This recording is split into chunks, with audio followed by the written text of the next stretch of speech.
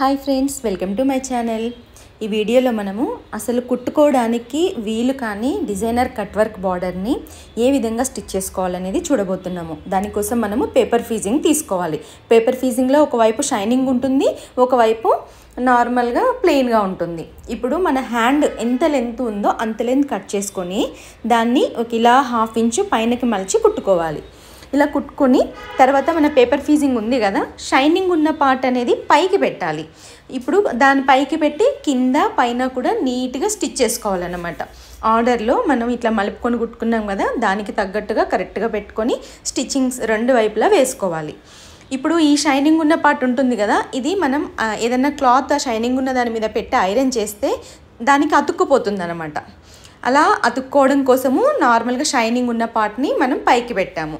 ఇప్పుడు ఇక్కడ cut work కంప్లీట్గా క్లోజ్ అయిపోయింది. దాని పక్కన క్లాత్ ఉంటే మనం ఉల్టా తిప్పి దాన్ని ఏమన్నా చేయొచ్చు, కానీ లేదు. కాబట్టి ఇలా పేపర్ ఫీజింగ్ పెట్టి ఈ టిప్ అయితే నేను యూజ్ చేస్తున్నాను.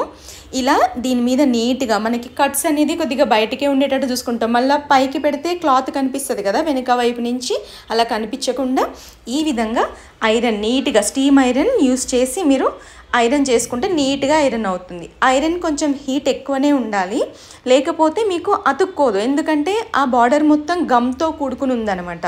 దాన్ని అతికించాలంటే నార్మల్గా హీట్ అయితే సరిపోదు. చూసారు కదా ఎలా స్టిక్ అయిందో, అలా నీట్గా గట్టిగా 1కి 2 సార్లు ఐరన్ చేసుకోవాలి.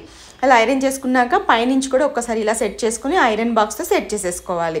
వర్క్ మీద కూడా జస్ట్ నేను గమ్ అతుక్కోవడం కోసం పెట్టాను, తగ్గించి. మొత్తం హీట్ పెట్టేస్తే వర్క్ పాడైపోతుంది, అలా పెట్టకండి.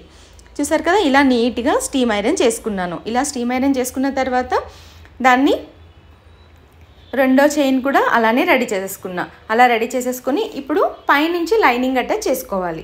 పైనుంచి అయినా పర్వాలేదు, వెనక నుంచి అయినా పర్వాలేదు. మనం కింద స్టిక్ చేసుకున్నాం కదా, హ్యాండ్ కింద భాగంలో స్టిచ్ పెట్టలేము, మనము పెట్టే వీలు లేదు అక్కడ. కాబట్టి దీన్ని ఈ విధంగా పైనుంచి స్టిచ్ చేసుకోవాలి. ఇప్పుడు కిందన మనం హెమ్మింగ్ చేసుకోవాలి. హెమ్మింగ్ సూది దిగడం కొంచెం కష్టంగా ఉంటుంది, కాకపోతే దూరంగా అక్కడొకటి కుట్టు వేసుకుంటే మీకు అదనేది కదలకుండా, ఒకవేళ మీరు వాష్ చేసిన తర్వాత ఊడిపోయే ఛాన్సెస్ ఉంటుంది గమ్ అయితే.